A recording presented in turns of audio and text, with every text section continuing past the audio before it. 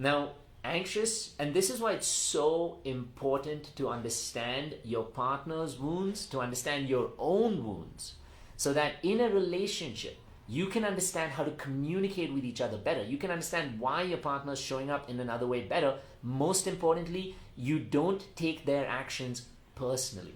Because when you take a lot of their actions personally, when you're looking at someone react, you're looking at someone pull away, this is another typical thing that happens in the anxious avoidant mix. The avoidant pulls away as soon as there's any emotional intensity or as soon as there's any like trigger or challenge. The anxious wants to dive into it and the avoidant wants to pull away from it. So the avoidant wants to pull away from this. But when the avoidant is pulling away, the anxious person starts to see it as if that's my issue. They must be pulling away because of me. I must have done something. And they take it very personally. So they try to go back at the avoidant. They're like, tell me how you're feeling. I want to know. Talk to me. Tell me what you're feeling. But the point is, they're going to keep running away. And if you internalize their wounds and their coping mechanism, both of you are going to go down what we call a shame spiral, judgment spiral, criticism, all of that. And you're going to keep triggering each other continuously. So the key aspect for both of these is to learn how to ground yourself, especially when you're triggered. To learn how to be able to ground yourself, especially when your core wounds are coming to the surface. We talked earlier about how when an anxious person, they feel their abandonment wounds probably living under the surface, right? And so the closer they come to the surface, they're more what we call their coping mechanisms come out. And the coping mechanisms are attachment, survival mechanisms like fight or fawn. So trying to people please, that comes out a lot when anxious people feel like they're going to be abandoned. They try to people please, they'll abandon themselves for someone else, or they'll try and fight. So they'll get into a lot of situations with continuous triggers because they want a high intensity scenario. That's what their conditioning showed them. And so when that happens, however, the anxious is never going to win. It sounds so unfortunate and sad, but when those coping mechanisms come out, the anxious is actually doesn't even realize they're unconsciously pushing away the relationship. So when they're trying to people please, or when they're trying to like fight with their partners, for example, and on the other end, when the avoidant is trying to run away, they think it's creating a temporary moment of like, okay, if I fight with them, maybe they'll say something back to me and there'll be some good conflict. Or if I try and please them, maybe they'll love me more. Or if the avoidant says if I run away, maybe things will die down more. But while those all are just temporary, making us feel better in the moment, they're creating long-term losses. They're creating disconnection in the relationship.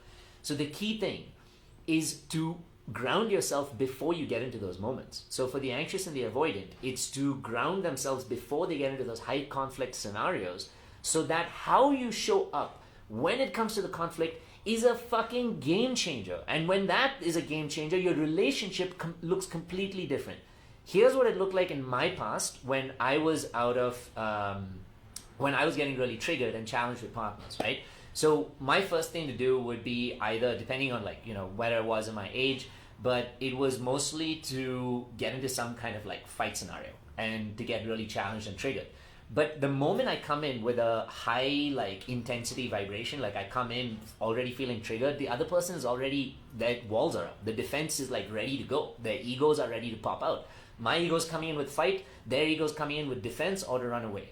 And so at that point, even if I want to say something valuable, no one's going to listen. It's not going to get across. It's not even going to be, it's not even going to create connection. What it creates is disconnection.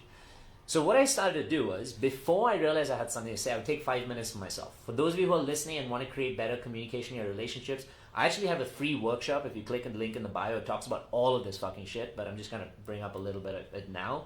But take notes. Before I would get into a conflict scenario, before I came in to want to tell my partner something, before, even if you're an avoidant, before your partner says, hey, I would love to talk tonight, and you're like, oh fuck, what does this mean? Take those 5 minutes, go to the bathroom, stand in front of a mirror, just look at yourself, just calm yourself down, throw some cold water on your face, because what that does is that cools down your nervous system just a little bit, relax yourself, practice some breath work. So again, on my EFC membership, if you guys join, you can join for $1 really. I have various types of breath work that you can use in moments when you get triggered. That's also link in bio. But if you practice some breath work and some breathing, it allows you to not only slow down your heart rate and your lungs and your breathing rate, but it allows you to calm your nervous system. When you calm your nervous system, this is something so important neurologically that happens, people don't realize. When your nervous system is calmer, The trauma that's attached and interwoven in your nervous system, it shows up less. I'm going to repeat this again. When your nervous system is calmer, the trauma and conditioning that you've gone through in your past, including past breakups, past relationships, past abandonment, all of that starts to show up less because now you're living in a more calm nervous system. When you're in a more aggressive nervous system, that same past experience has the possibility of showing up much faster. So when you regulate your nervous system, then when I go to talk to my partner, I'm not bringing my past baggage into this conversation. I'm not bringing my past fears of breakups. I'm not bringing my past fears of abandonment. I'm not bringing my childhood conditioning that whenever there was conflict, I was just abandoned, or whenever something didn't work, I was left alone, or that I got sent to boarding school. I'm separating from that in the moment, coming to this space of conversation. What happens in this space of conversation now? I am so much more capable not only to speak my truth, but I can also really listen and hold space to what my partner is going through. Whether it's even on a first date, it doesn't even have to come into a moment of conflict. It can just be when you're nervous. A lot of people, when we go into the first date, right, we're nervous about wanting to make a really solid impression on someone. Why are we so nervous? Because we want to make an impression, because we want to be loved. Why do we want to be loved so much on the first date? Because we're afraid that if we're not loved by this person, then it's going to be another person added to the list who doesn't love us. It's going to mean that we're going to go back home all alone. It's going to mean that we're going to lack physical connection, emotional connection, and then it's going to remind us of the fact that we're alone and that maybe we're not worthy. So you see how one first date can literally link all the way back to your core wounds? So even before you go on that first fucking date, what's important for you is to be able to do some grounding, to be able to regulate yourself.